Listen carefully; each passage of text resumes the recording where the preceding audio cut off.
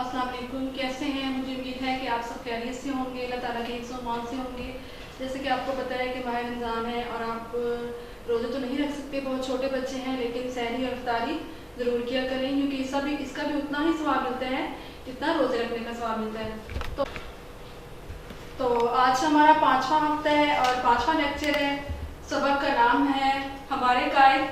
उम्मीद है आप हर लेक्चर को बहुत गौर से और तवज्जो से सुनते होंगे और जो होमवर्क आपको मिलता है आप वही पढ़ते होंगे, याद करते होंगे। साथ साथ आपको पता है जब आपने वापस आना है तो आपके पेपर होने हैं और आपने तैयारी करके वापस आना है। आज हमने जो सबक पढ़ना है हमारे कायद, उसके मकासद सबसे पहले पढ़ते हैं। ये हमने सबक पढ़ना है सफ़ा नंबर 19। ओपन करें अपनी सबक के मकासद सबसे पहले पढ़ते हैं। इस सबक को पढ़ने के बाद तलबा और तालिबात इस काबिल हो जाएंगे कि वो कायद के बारे में जान सकेंगे। हम सूद हर्फ व हरूफ के अल्फाज सुनकर मुख्तलिफ आवाज़ों में इनका इम्तियाज महसूस कर सकेंगे, मुतज़ाद अल्फाज को समझ सकेंगे, था और है का फ़र्क जान सकेंगे। अब हम सबसे पहले मैं आपको बताऊंगी इसके जो सबक है इसका खुलासा बताऊंगी। आपको पता है कि बुलंद ख़्वानी आपने खुद से करनी होती है। हमारे कायद यानी कायद आज़म कौन थे, उन्होंने हमारे मुल्क के लिए क्या किया, उनकी जो हैं हमारे लिए कोशिश, मुख्तलिफ कोशिश, वो मैं आपको बताऊंगी। और उनकी हालात ज़िंदगी के बारे में सबक में हमें बताया गया है। उन्होंने कहाँ से तालीम हासिल की, वो कहाँ रहते थे और किस तरह उन्होंने हमारे लिए ये अलग वतन हासिल किया। हमारे कायद का असल नाम था मोहम्मद अली जनाब। आपका असल नाम मोहम्मद अली जनाब था और आपको पता है कि कायद आज़म का मतलब है बड़ा रहनुमा। तो आप कराची में पैदा हुए। कराची में जब पैदा हुए तो आपके वालिद जो थे वो एक ताजिर घराने से बिलोंग करते थे। तो आपको पढ़ने का बहुत शौक़ था, आप ज़्यादा पढ़ना चाहते थे। इस तरह जब आपकी वालदा आपसे बहुत ज़्यादा मोहब्बत करती थी। इसके अलावा आपके छोटे बहन भाई भी थे, लेकिन आपकी वालदा आपसे बहुत ज़्यादा मोहब्बत करती थी। जब आप बड़े हुए तो आप इंग्लिस्तान चले गए, वहाँ से आपने कानून की तालीम हासिल की और आप एक अच्छे वकील बनकर वापस लौटे। जब आप पाकिस्तान वापस आए, अपने हिंदुस्तान में वापस आए, तो आपने वहाँ पर देखा कि वहाँ पर हिंदुओं और मुसलमानों में एक कश्मकश थी, एक जंग स्टार्ट हो चुकी थी। वो चाहते थे कि हिंदू जो हैं वो हिंदुस्तान पर हुक्मरानी करना चाहते थे, मुसलमानों को अपने साथ गुलाम बनाकर रखना चाहते थे। लेकिन मुसलमान हिंदुओं से अलग होकर रहना चाहते थे। तो कायद आज़म ने मुसलमानों का साथ दिया। मुश्किल वक्त में उनको हिंदुओं से आज़ादी दिलवाई। तो उस वक्त जब मुसलमान हिंदुओं के साथ थे तो कायद आज़म की कोशिशों से मुसलमानों के साथ मिलकर उन्होंने 14 अगस्त 1947 को एक अलग वतन यानी पाकिस्तान हासिल किया। पाकिस्तान हासिल करने के बाद आप इंतहा कोशिशों की वजह से आप बीमार हो गए और आप 25 सितंबर 1948 को आपने वफात पाई। आपका मज़ार कराची में है। आप हमारे अजीम रहनुमा हैं और आपकी कोशिशों को, आपकी मेहनतों को हम कभी फरामोश नहीं कर सकते। ये सबक में आपको बताया गया है। तो इसके बाद आपको पता है हमने अपने अहम अल्फाज पढ़ने हैं जो कि आपके मिलाके अल्फाज है। लफ्ज़ हमारा है रहनुमा, वकालत, कोशिश, मेहरबानी, इंग्लिस्तान। ये 5 अल्फाज हैं जिनको आपने इमला के तौर पर अपनी कॉपी में लिखना है। सबक का नाम लिखने के बाद खुशखत करके इनको अपनी लाइन लगाकर कॉपी में राइट करना है।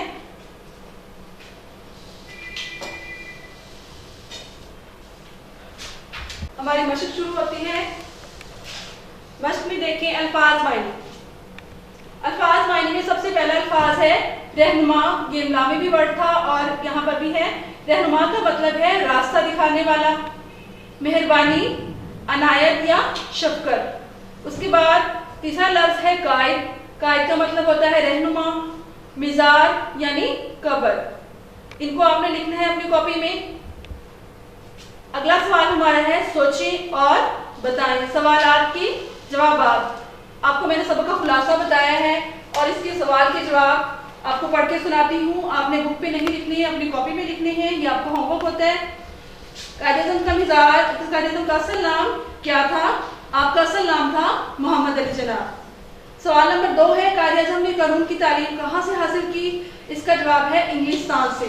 सवाल नंबर 3 है, कायदे आज़म ने हिंदुस्तान के साथ मुसलमानों के लिए क्या फैसला किया? इसका जवाब है अलग मुल्क बनाने का। सवाल नंबर 4, कायदे आज़म का मज़ार कहाँ वाक़या है? इसका जवाब है कराची में।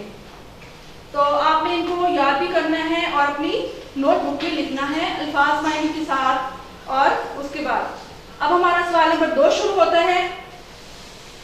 दुरुस्त जवाब पर दायरा लगाना है। ये बहुत इजी है, जब आप सबक को पढ़ते हैं तो ये इनको करना बहुत आसान होता है।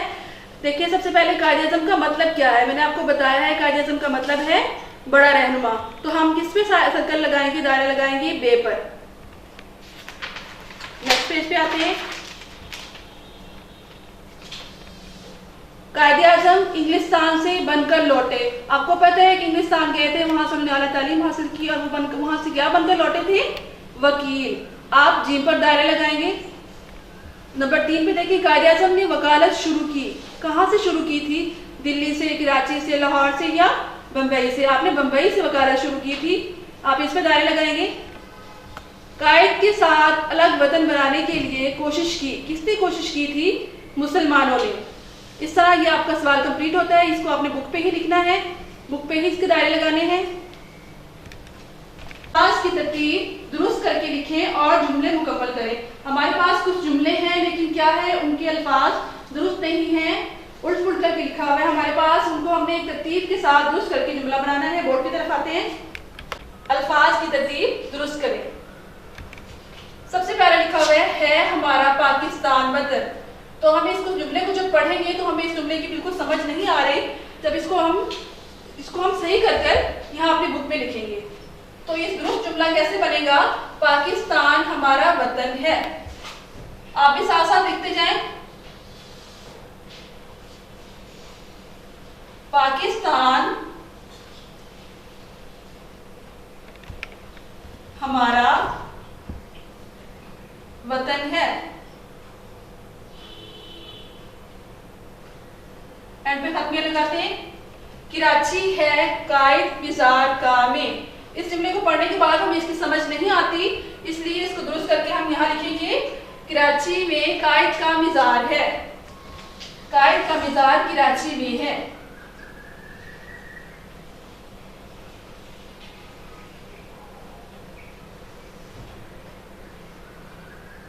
मज़ार कराची में है। सूबे 4 के हैं पाकिस्तान। इसका दुरुस्त जुमला होगा पाकिस्तान के 4 सूबे हैं।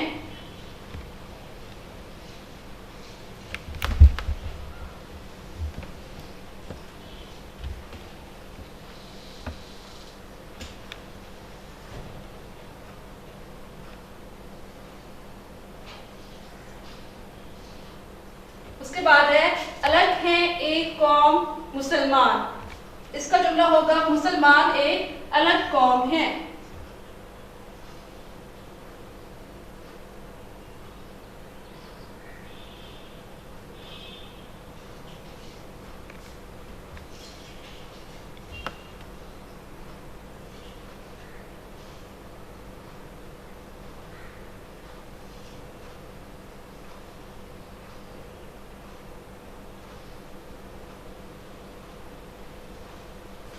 इसी तरह आपने भी अपनी बुक पे इनको लिखना है, ये बुक वाला काम है।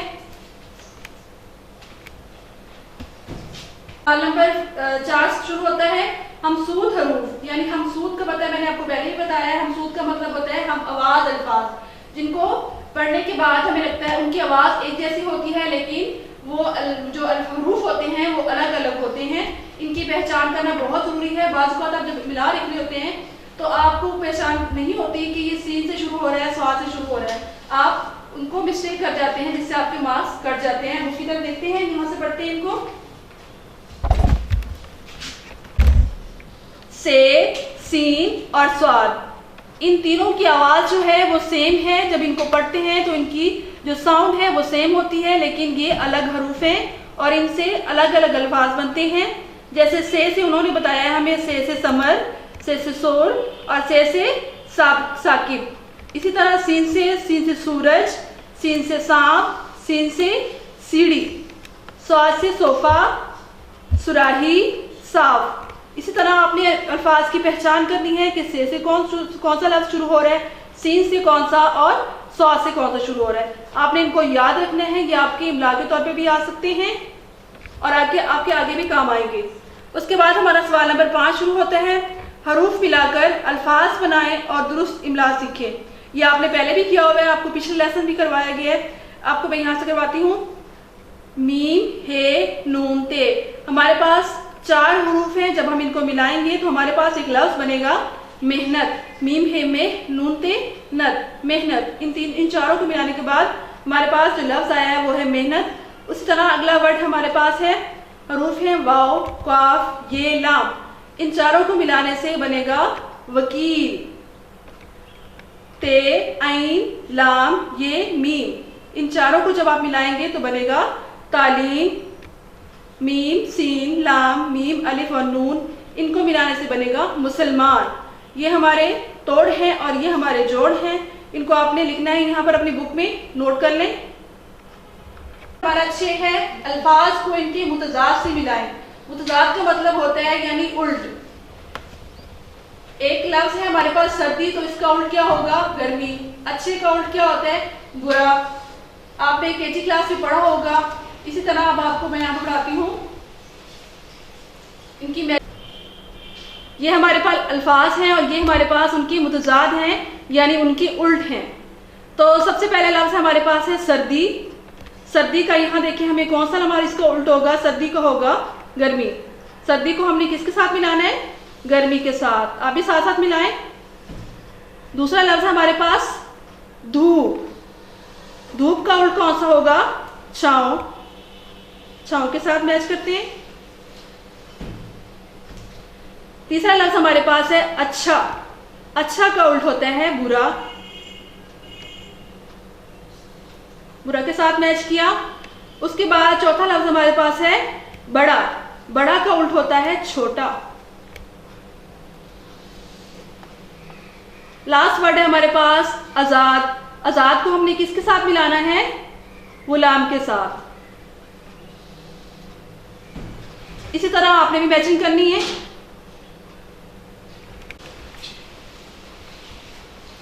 अगला सवाल हमारा है सवाल नंबर 7। था और हे का इस्तेमाल करते हुए जुमले मुकम्मल करें। था जो होता है वो गुजरे हुए जमाने के लिए इस्तेमाल करते हैं। जो जमाना गुजर चुका होता है उसके लिए ये लफ्ज इस्तेमाल करते हैं था।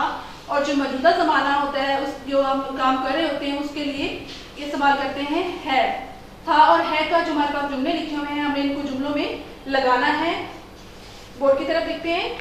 जैसा कि मैंने पहले आपको बताया, जो जमाना गुजर चुका होता है, जो वक्त गुजर चुका होता है उसके साथ हमने था लगाना है। अब इस जुमले को पढ़ते हैं। मुझे आज बुखार। इसके साथ आपको पता है इसके साथ क्या लगाएंगे, था। मुझे आज बुखार था। आप भी साथ साथ लिखते जाएं। क्लियरली था। हामिद कल मेरे घर आया। अब इसके साथ हमने था लगाना है या है लगाना है। कल, कल जो है वो गुजरे हुए जमाने के लिए इस्तेमाल करते हैं। वो कल आया था, इसका मतलब है वो वक्त गुजर चुका है। इसके साथ हम लगाएंगे था। हामिद कल मेरे घर आया था। थर्ड पे देखें, सना अपना सबक रोज याद करती। अब इसको देखें यहाँ पर लगाएंगे है। सना अपना सबक रोज याद करती है। ये मौजूदा जमाने की बात हो रही है तो यहाँ पर लगाएंगे है। सूरज मशरिक से निकलता है। ये भी मौजूदा जमाने की बात है तो आपने यहाँ पर इस साइन को लगाना है और अपना ये सवाल कंप्लीट करना है।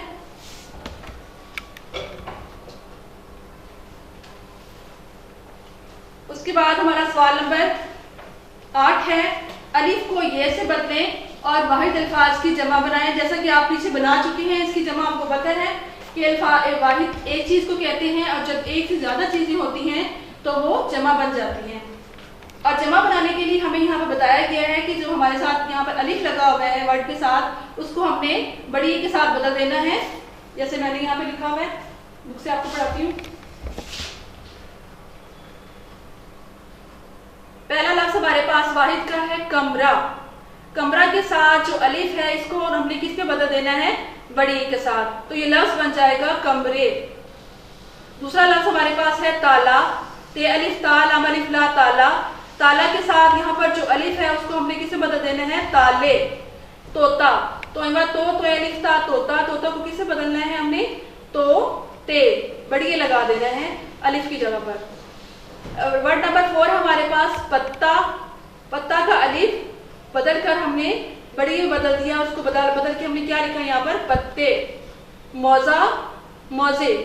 इसी तरह आप भी यहाँ पर लिखिए, इसको नोट कर लें, यहाँ से आपको इसके नोट्स भी मिल जाएंगे। और हमारा सवाल नंबर 9 है, अपनी कॉपी में कायदे-ए-आज़म के बारे में 4 जुमले लिखें। आप जब इस सबक को पढ़ेंगे तो आपको अंदाजा हो जाएगा कि कायदे-ए-आज़म के बारे में कितना अच्छा सबक में बताया गया है। आप कोई से भी जुमले लिख सकते हैं कि कायदे-ए-आज़म कहाँ पैदा हुए, उन्होंने तालीम कहाँ से हासिल की, उन्होंने वफात कब पाई। इस तरह के 4 जुमले अपनी कॉपी में लिखनी है, ये आपका होमवर्क है। इस तरह हमारा ये सबक भी कंप्लीट होता है। और जो होमवर्क है आपको मिला हुआ है, आपने उसको करना है। जो बुक वाला काम है उसको बुक पे करना है, और जो होमवर्क नोटबुक वाला काम है उसको नोटबुक पे करना है। और अपना काम साथ साथ करते रहें ताकि बाद में आपको बर्डन ना हो। और अपना बहुत सारा ख्याल रखिए, घर में रहें और हिफाजत में रहें। Thank you so much. Allah हाफिज़।